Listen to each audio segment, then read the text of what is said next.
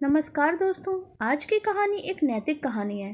बड़े से ऑफिस की लॉबी में बहुत सारे आवेदकों के साथ सीमा भी अपना नाम पुकारे जाने की प्रतीक्षा कर रही थी। सभी आवेदक एक से बढ़कर एक स्मार्ट और बोल्ड दिखलाई पड़ते थे, आत्मविश्वास से लबरेज।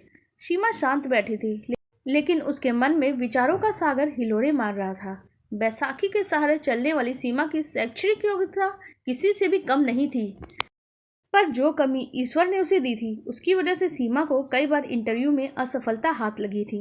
यही कारण था कि सीमा सोच रही थी कि इतने सारे स्मार्ट कैंडिडेट्स के सामने उसका क्या चयन हो पाएगा या फिर अयोग्य ठहरा दी जाएगी, क्योंकि दिव्यांगों के लिए नीतियां आरक्षण तो बहुत बनाए जाते हैं पर उन पर अमल नहीं किया जाता और समाज में भी उन्हें कमतर ही नापा जाता है। मिस सीमा गुप्ता। अचानक अपना नाम सुनकर सीमा चौंकती है। कौन है सीमा गुप्ता? चपरासी ने फिर से पूछा। जी जी मैं हूँ, सीमा ने हाथ उठाकर जवाब दिया। ओहो, तुम हो? चपरासी ने उसकी बैसाखी की तरफ नजर जमाते हुए कहा।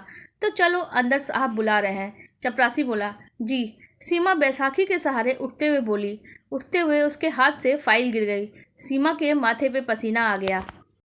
फाइल को उठाकर वो ऑफिस की तरफ चल दी। मैं अंदर आ सकती हूँ सर? सीमा ने दरवाजे पे खड़े होकर पूछा। यस, कम इन, अधिकारी ने जवाब दिया। सीमा को देखकर अधिकारी के चेहरे का रंग बदला, जो सीमा ने साफ साफ महसूस किया। बैठिए, अब आप रिलैक्स हैं? अधिकारी ने पानी का गिलास सीमा की तरफ बढ़ाते हुए कहा। नो थैंक्स, सीमा ने कहा और सीट पर बैठ गई। सीमा ने अपनी फाइल अधिकारी की तरफ सरकाई और कहा, this is my profile sir. Okay. अधिकारी ने फाइल बिना खोले ही सीमा से पूछा, आपकी ये प्रॉब्लम जन्मजात है या किसी दुर्घटनावश? सीमा सकपका गई। इंटरव्यू में सबसे पहले इस सवाल पे आखिर क्या औचित्य है इसका? सीमा ने मन में सोचा, फिर जवाब दिया, सर जन्म से ही है। ओहो, फिर तो काफ़ी मुश्किलों का सामना करना पड़ता होगा।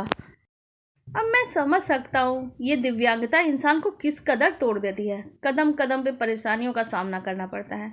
आप कितना भी परिश्रम क्यों न कर लो, 100% तो नहीं दे सकते। मुझे आपसे पूरी हमदर्दी है, पर माफ़ कीजिएगा, इस पद के हेतु मैं आपका चयन नहीं कर सकता। अधिकारी सीमा को देखते हुए बोला। वैसे आप हैं काफ़ी अट्रैक्टिव, खूबसूरत हैं। मुझसे जो बन पड़ेगा मैं आपके लिए कर सकता हूँ। यह कहते हुए अधिकारी ने घंटी बजा दी और कहा, नेक्स्ट। सीमा ने कहा, जी थैंक्स। कहते हुए सीमा उठने लगी। घबराहट के कारण लड़खड़ा गई। अरे अरे सीमा जी! अधिकारी ने लपक कर सीमा को पकड़ लिया और बोला, हम आपको गिरने नहीं देंगे सीमा जी। सीमा ने एक ही पल में उसको धूल छटका दिया। आपको मुझे संभालने की कोई ज़रूरत नहीं, मुझे खुद पर विश्वास है। मैं कहीं भी कभी भी नहीं गिरूंगी। गिरे हुए इंसान तो आप हैं। मेरे दिव्यांग होने पे आपने मुझसे हमदर्दी जताई और मुझे छूने में एक पल भी नहीं लगाया। मेरी योग्यता देखे बगैर मुझे अयोग्य घोषित कर दिया, सिर्फ इसलिए कि मैं अपाहिज हूँ। अरे अपाहिज तो आप हो, दिमाग से, सोच से, चरित्र से। सीमा ने पूरा जोर लगा के कहा और ऑफिस से बाहर निकलने के लिए मुड़ी। सामने एक सज्जन खड़े थे। इस ऑफिस में मानसिक बीमारों की कोई ज़रूरत नहीं। मिस्टर छोटे लाल जी, आज से आप और इसी वक्त से कार्य मुक्त किए जाते हैं, वो सज्जन जी बोले।